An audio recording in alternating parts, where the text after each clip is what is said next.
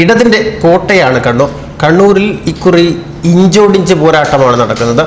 സാധാരണഗതിയിൽ വൻ ഭൂരിപക്ഷത്തിൽ LDF ജയിക്കാറുള്ള മണ്ഡലമാണ് കണ്ണൂർ. എന്നാൽ ഇത്തവണ UDFും LDFും ഇഞ്ചോടിഞ്ച് പോരാട്ടം നടക്കുന്ന കാഴ്ചയ്ക്കാണ് കണ്ണൂർ സാക്ഷ്യം വഹിക്കുന്നത്. ഏഷ്യാനെറ്റ് സർവേ ഫലമാണ് ഇക്കാര്യങ്ങളെല്ലാം ഇപ്പോൾ വ്യക്തമാക്കുന്നത്.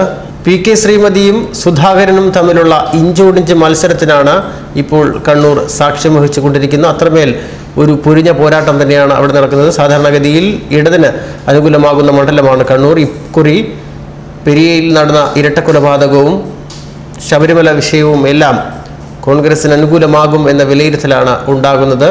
ഇടതുകോട്ട തകർത്ത് സുധാകരൻ ഉയർന്നു വരും എന്നുള്ള സൂചനയാണ് ഇപ്പോൾ ഏഷ്യാനെറ്റിന്റെ സർവേ ഫലങ്ങളിൽ നിന്ന് നമുക്ക് വ്യക്തമാകുന്നത്. 2014 ഒരു ആവർത്തനം തന്നെയാണ് ഇപ്പോൾ സ്ഥാനാർത്ഥി നിർണയത്തിൽ അവിടെ ഉണ്ടായിരിക്കുന്നതും. എന്നാൽ പോരാട്ടം കനക്കുന്ന ഒരു സാധ്യത സിറ്റിംഗ് MP ആയ PK ശ്രീമതിക്ക് അവിടെ വോട്ട് ശതമാനത്തിൽ കുറവ് വന്നതായി ഇപ്പോൾ ഏഷ്യാനെറ്റിന്റെ സർവേ ഫലങ്ങൾ ചൂണ്ടിക്കാണിക്കുന്നു.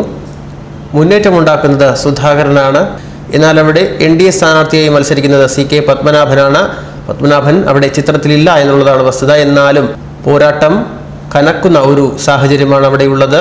PK ശ്രീമതിയും സുധാകരനും തമ്മിലുള്ള ഒരു നേർക്കുനേർ പോരാട്ടം തന്നെയാണ് അവിടെ നടക്കുന്നത്. ഇടതുപാളയം തകർത്ത് സുധാകരൻ വെന്നിക്കൊടി പാറിക്കുമോ എന്നുള്ള ഒരു സംശയമാണ് ഇപ്പോൾ അവിടെ ഉയരുന്നത്. അത് തന്നെയാണ് നമുക്ക് ഏഷ്യാനെറ്റിന്റെ ഈ സർവേ ഫലങ്ങളിൽ നിന്നും കാണാൻ കഴിയുന്നതും.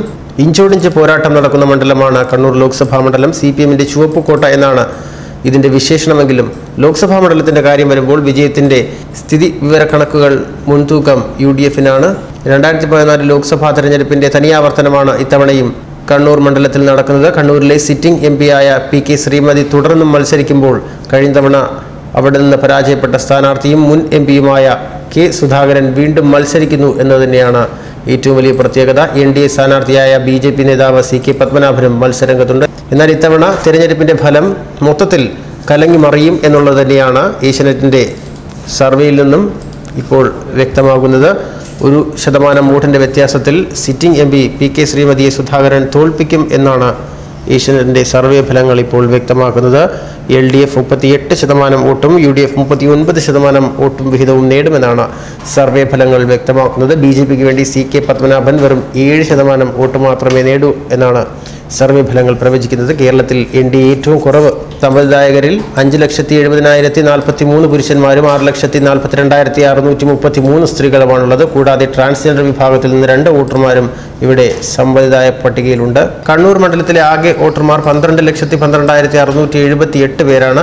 സമ്മതിദായകരിൽ 5,70,043 പുരുഷന്മാരും 6,42,633 സ്ത്രീകളുമാണുള്ളത്. കൂടാതെ ട്രാൻസ്ജെൻഡർ വിഭാഗത്തിൽ നിന്ന് 2 വോട്ടർമാരും സമ്മതിദാന പട്ടികയിൽ ഉണ്ട്. ഇവിടെ നിർണായകമാകുന്നത് കേരളത്തിൽ തെരഞ്ഞെടുപ്പിന് മുൻപ് നടന്ന സംഭവ വികാസങ്ങൾ തന്നെയാണ്. ശബരിമലയും പെരിയയിലെ ഇരട്ടക്കൊലപാതകവും കണ്ണൂരിൽ പ്രതിഫലിക്കും. അത് തന്നെയാണ് ഏഷ്യാനെറ്റിന്റെ ഇപ്പോഴത്തെ സർവേ ചിത്രത്തിൽ നിന്ന് വ്യക്തമാകുന്നത്. UDFന് നേരിയ മുൻതൂക്കം ഉണ്ടാകുന്നു.